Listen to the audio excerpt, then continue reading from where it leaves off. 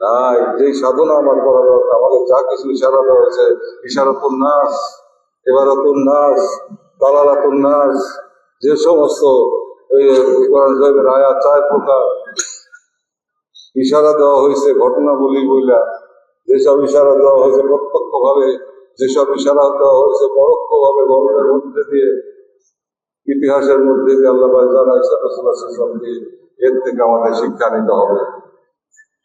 এবং সেই হিসাবে মুর্শিদে কামেল লাগবে। কেন লাগবে?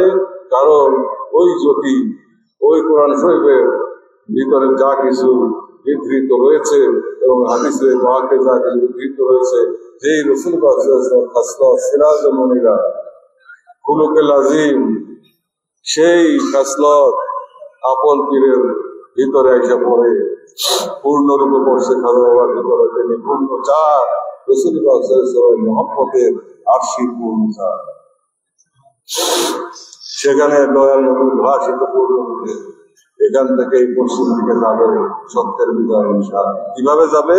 ভূমিকম্প কেউ নাই, তার আগ পর্যন্ত চাপ দিবে। কেন? এক করার জন্য। তাই আপনারা ত্যাগের মহিমায় মহিয়ান, আপনারা উত্তাল পদ্মার মধ্যে দিয়ে, যমুনার মধ্যে দিয়ে বাস নিয়ে আসেন, শত শত মাইল দূর থেকে গরু নিয়া, ছাগল নিয়া, বিভিন্ন পশু নিয়ে আপনারা হাজির হন। আপন কদমে চাল নিয়া, মুরগি নিয়া, কত কিছু নিয়ে আপনারা হাজির হন। শুধু কি তাই? মাটির বিছানায় সবাই শুয়ে থাকে, একই রকম পাত্রে রান্না হয়, একই রকম পাত্রে আপনারা খান, একই রকম বিছানায় আসেন।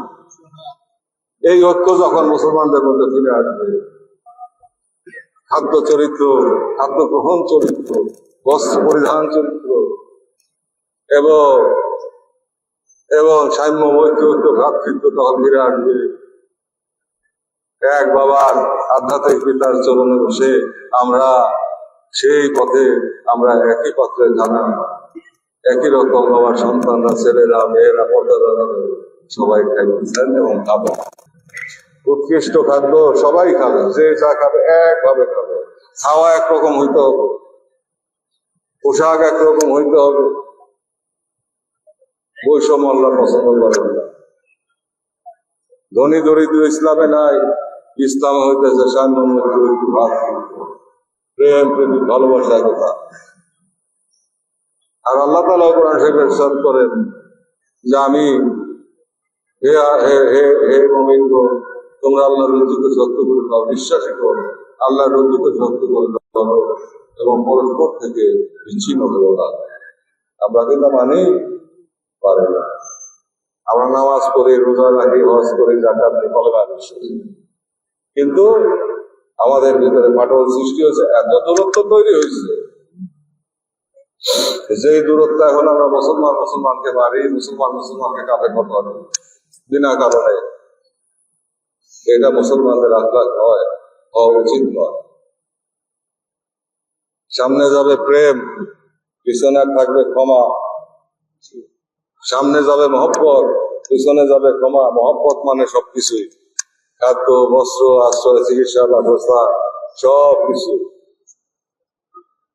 আর পিছনে থাকবে ক্ষমা। যতক্ষণ পারো তুমি ক্ষমা করো, তারপরে শাসন। যেভাবে বিশ্ব ব্রহ্মাণ্ডকে আল্লাহ তাআলা চালাইছে, আল্লাহ কি কথায় কথায় শাস্তি দেয়? আমরা যেমন কথায় কথায় চাইতে যাই, যেহেতু আমাদের ভিতরে আতশ আছে, আগুন আছে, চাইতে যায়। আল্লাহ কি চাইতে? আল্লাহর ওলিরা কি আকালের ওলি, আল্লাহ ওলি চাইতে? কেবল জানকি রাগ করতে, মায়া দিয়ে তিনি বিশ্বকে জয় করছেন এবং মায়ার কাছে আত্মসমর্পণ করতেন। এই মায়ার বন্ধন, এমনই বন্ধন, তখন আল্লাহর প্রেমে যখন সে করবে, তখন আল্লাহর দিদার তার নসিব হবে, তার মতো দুর্ভাগ্যবান আর সৃষ্টি থেকে করতে পারে। মুর্শিদ ও সৃষ্টি, কিন্তু আসমান আর জমিন